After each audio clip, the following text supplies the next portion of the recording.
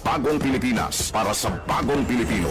Naghahatid ng mahahalagang balita at impormasyon na guugnay ng pamahalaan sa sambayanan. Tulay sa himpapawid ng serbisyo publiko. Radyo Pilipinas. Radyo Publiko. Ang boses ng Pangulo. Sa Iloilo, Radyo Pilipinas. 585 AM. Philippine Standard Time, 4:10 sa hapon. Gikan sa hulog balitaan sa PBS, Radyo Pilipinas, Iloilo. Gintipon sa bukos na pwersa sa News and Public Affairs Division. Mga pagsaysay sa mga hitabo o aksyon, mga pananawan, kag desisyon, mga hibubunon sa napikuhan na sektor, mga dalagpo nga balita, diri sa Iloilo, kag ibang nga bahin sa Kabisayan nagkatungdan. Mga balita nga natipon sa sulod sa nagligad nga 24 oras. Inyo mabatian sa Headliners Was. Kagkaroon, yari ang inyo PBS News Team.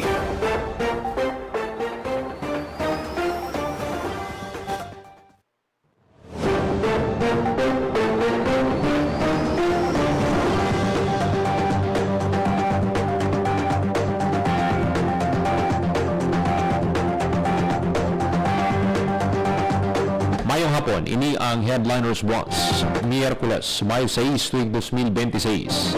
Ini ang inyo tag balita, Joseph Paul Noblesa Tarosa, kagkaroon sa mga pangulong dinalan. Headline. UPV kag Iloilo City Government nagpirma sa MOA para sa pagpreserba sa heritage building sa Calle Real, Iloilo City. Headline. MFARMC Chair sang Ahoy ginpamtang bilang Regional Fisherfolk Director. Headline. Top 1 most wanted person sa Iloilo na dakpan sa Barotac Viejo. Headline. Pagbangon sang agrikultura sa ikaduhang quarters ng tuig targets sang DA. Headline. Kagkaroon sa detalye na sang aton mga balita. Radyo Pilipinas. Radyo Pilipinas. News. UPV kag Iloilo City Government nagpirma sa MOA para sa pagpreserba sa heritage building sa Calle Real, Iloilo City. Detalye sang balita.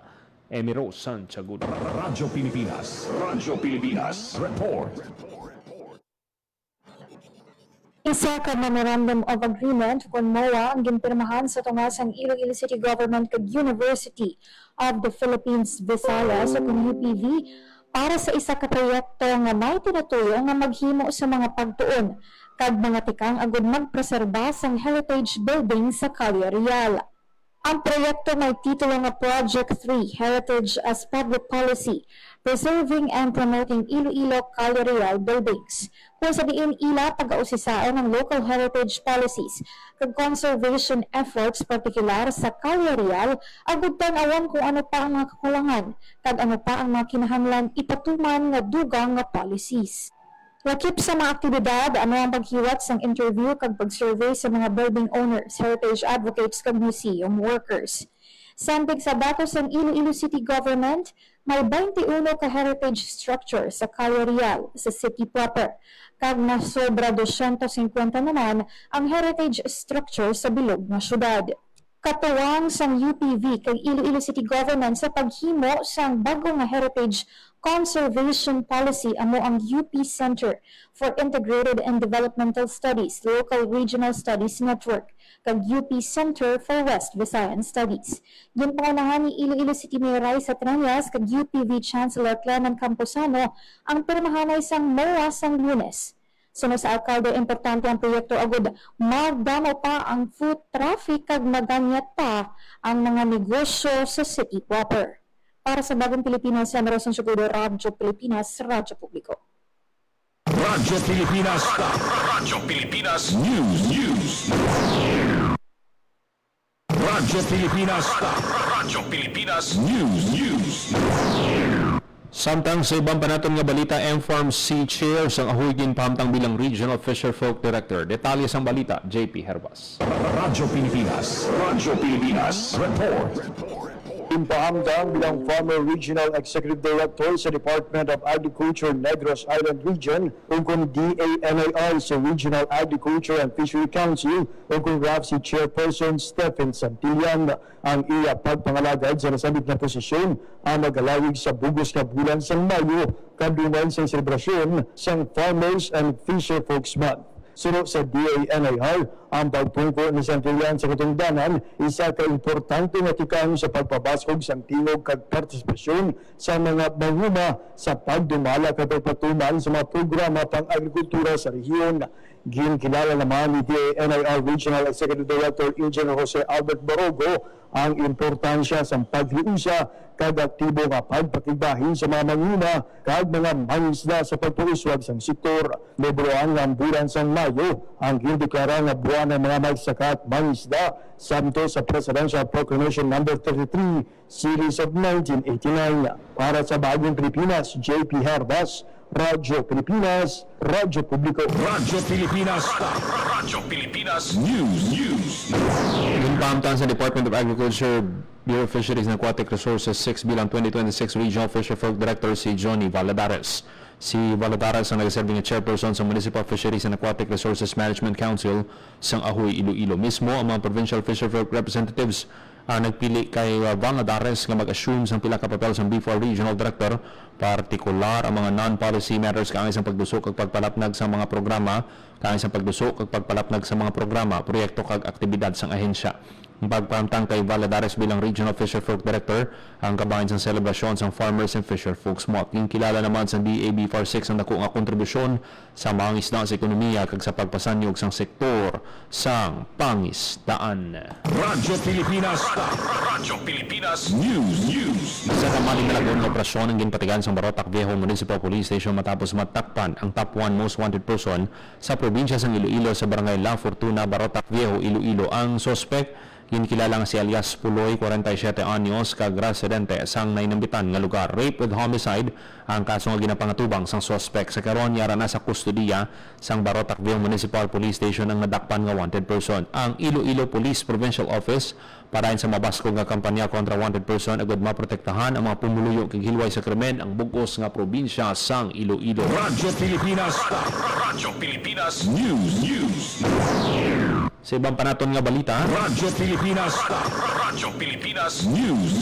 ginatanaw sa Department of Agriculture ang posible pagbangon sa sektor sang agrikultura sa ikaduha nga quarter sang tuig. Suno kay Agriculture Secretary Francisco Chu Laurel Jr., may nakitaan nga pag-ayo sa produksyon sang bugas, kadungan sang padayon nga pagsanyog sa sektor sa mga ginasagod nga sapat kag manok. Ini matapos nagdubo sang 0.3% ang kabugusan nga output sang agrikultura kag pangisdaan sa unang nga quarter sang 2026 mungod sang pagluya sang pananom kag pagpangisda lakip ng pagdubo sang produksyon sang palay. Sa piyak sini nagabisong DA sa mga posibleng nga katalagman kaangay sa mataas nga presyo sang langis kag epekto sang El Nino nga mahimo makaapekto sa produksyon sa mga masunod nga binulan. Radyo Pilipinas. Radyo Pilipinas News. Pilot implementation sang tupad tuloy pasada program sa riyon gin-launch sang Dole 6. Detalye sang balita Marian Grace. Radyo Pilipinas. Radyo Pilipinas Report.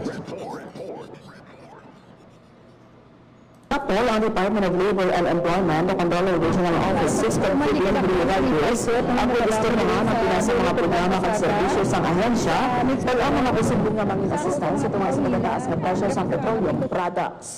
Mismo si Dolly 6 Regional Director Sixto Rodriguez Jr. ang nagpakigsapo sa miyembro sang National Union of Food Delivery Riders, Iloilo Chapter Riders Sandro sang Mayo 5. Nag-request ang riders ang orientasyon sa mga programa kag serbisyo sang Dole kag posible nga assistance nga sarang nila ma-avail bang Radyo Pilipinas. Radyo Pilipinas News. Gin-launch sa Department of Labor and Employment Region 6 ang pilot implementation sang tupad tuloy pasada program sa syudad sang Iloilo Miyerkules, May 6. May 116 ka mga traditional jeepney driver kag passenger assistant officers sang mga modernized bus nga may ruta Tagbak Punta Tala, Jane Basa Street, Iloilo City route ang mga unang nga benepisyaryo sang programa. Kada benepisyaryo makabaton sang 550 pesos nga sweldo kada adlaw kag may personal protective equipment kag 1-year group personal accident insurance coverage ginhatag sa mga benepisyaryo. Nag-allocate sa masobra 1.3 milyon nga pondo para sa programa. Sa interview sa Radyo Pilipinas Iloilo kay Mariluga nga PAO sa modernized bus, nagpabutyag siya sang pagpasalamat sa gobyerno mo sa benepisyo nga iya mabaton sa programa. Pagniga nga dako nga bagay para sa iya nga mapilian bilang benepisyaryo sang programa mo na iyang sweldo gamiton sa ila kinahanglanon sa balay, lakip ang pagkaunt sang pito pa niya kakabataan nga yara sa iya pagkinakop.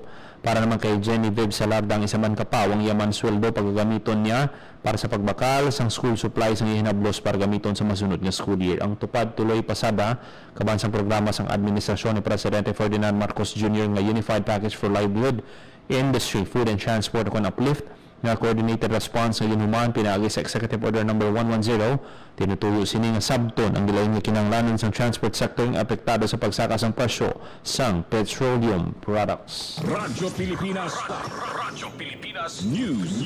Cooling hub sa syudad, planong i-report po sagud magamit sa iban nga katuyuan mga pribadong sektor magatukod sang ila kaugalingon nga cooling hubs. Detalye sang balita, Emero Santiagudo. Radyo Pilipinas Report.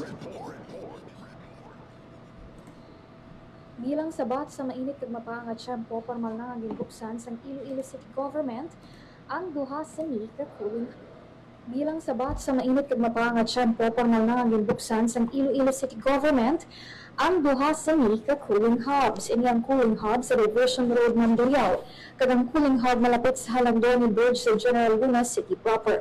Ginbana ni Iloilo City Mayor Raisa Trania, si Engineer Neil Ravena, Head sa General Services Office upon GSO, kag iban pa nga mga opisyales sang syudad ang pagbukas sang Iloilo City Cooling Hub sa Diversion Road. Sunod sa alkalde ang nasambit nga inisyatibo para sa mga may hypertension kasubong sa iya kag iban pa nga mga pumuluyo sa syudad nga luyag magpasilong o kung magpahuway sa tunga sang mainit nga tiyempo.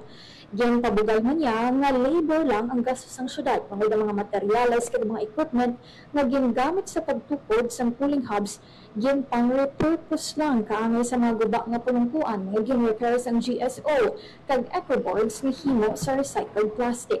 Ang cooling hubs bukas halin alas 10 sa aga tubtob alas 4 sa hapon. Antes makasulod may assessment kag registration. Sarang makakomodate sang 20 katao ang isa ka cooling hub. May standardan nga personnel gikan sa CHO kag CSWDO na magabantay sa sulod kag magaresponde sa anuman nga emerhensya. May arain nga aircon kag electric fan kag water dispenser sa luyag mag-inom sang tubig o kung magpa-refill. Samtang may tukuron pa ang Iloilo City Government ng isa pa ka cooling hub sa Plazoleta Gay sa city proper. Sunod sa alkalde, plano pa nila nga dugangan ng cooling hub sa ibang pang area sang syudad. Para sa Bagong Pilipinas, Emerson Siguro, Radyo Pilipinas, Radyo Publiko. Radyo Pilipinas News. Plano sa Iloilo City Government nga i-repurpose pa ang mga gintukod nga cooling hub sagud magamit sa iban pa nga katuyuan. Sunod kay Iloilo City Mayor Raisa Trenias, gintunaan nila ang posibilidad nga gamiton ini nga rain shelter sa tion sa tag-ululan. Ginpay niya nga magadepende ini sa kung ano nga mga kinahanglanon sang syudad. Gani ang pasilidad hindi lang para sa tag-ilinit. Dugang niya may 3 tubtob 4 ka private sectors nga nagpabutyag sa ila interes nga magtukod sa ila kaugalingon nga cooling hub sa sagwa sang ila establishmento. Sunod sa opisyal, magahiwat sila sang dialogo kaupo ng mga pribadong sektor nga loy magpartner sa syudad sa pagtukod sang cooling stations.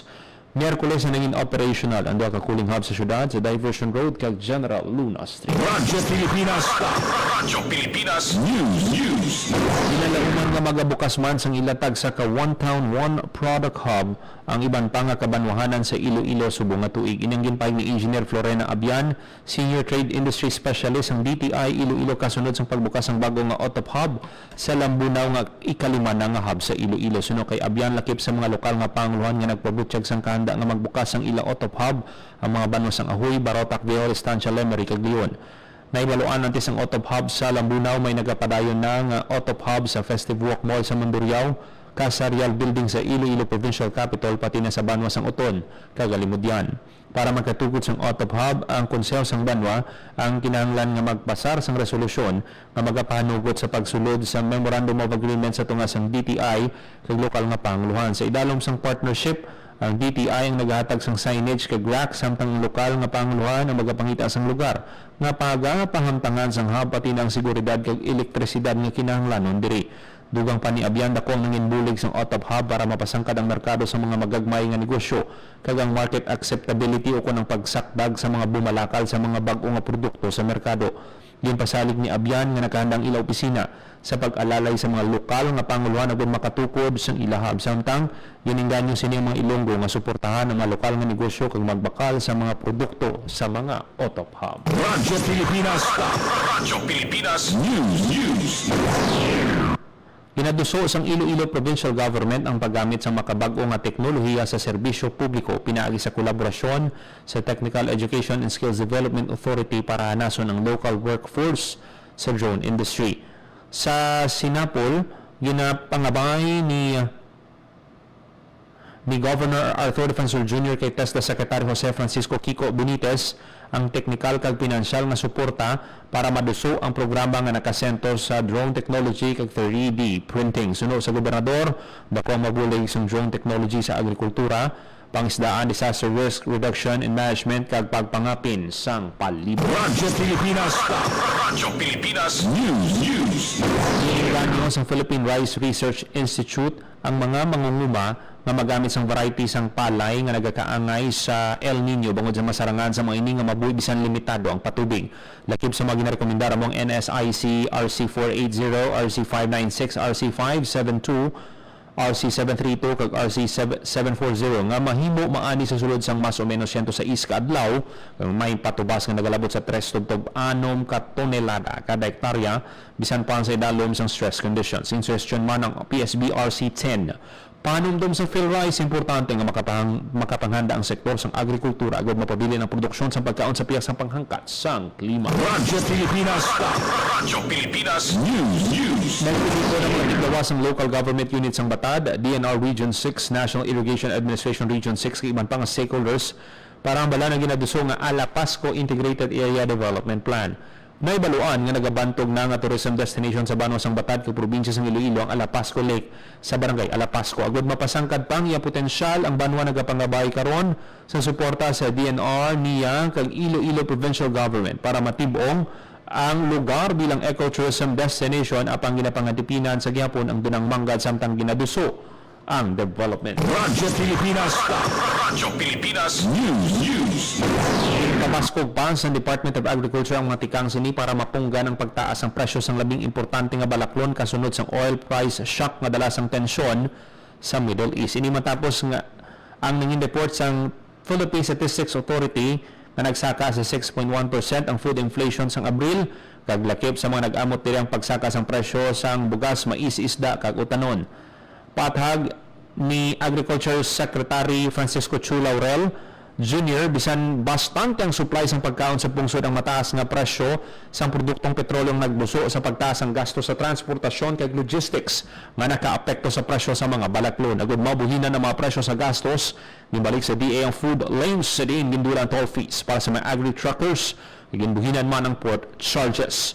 Nag-roll out man ng gobyerno sa fuel subsidy para mapanubo ang gasto sa distribusyon. Ginpabaskog man sa DA ang market monitoring para mabuhinan ang tuman nga saka sa presyo. Padayon man inaduso ang mga programa kang isang benteng bigas kag rice for all para sa mas kasarangan nga bugas. Radyo Pilipinas. Radyo Pilipinas News. Inalauman ni pagwa sa labing madali nga tion ang executive order para sa pagpatuman sang 50 pesos nga price cap sa imported nga bugas. Ginkopirma ni DA ASEC Genevieve Velicaria Guevara kasunod sa giniwat nga price monitoring sa Project 4 Public Market sa Quezon City. Sunod kay ASEC Guevara, katuyaan sa price cap nga mapunggan ang tuman nga saka sa presyo sang imported rice kag mapabilin nga kasarangan sa tunga sang epekto sang kinagamo sa Middle East. Sa price monitoring sang DA nagadangat gyapon sa 60 pesos kada kilong imported rice samtang yara naman sa 48 pesos ang binhi rice nga ginasupply sang Food Terminal Incorporated.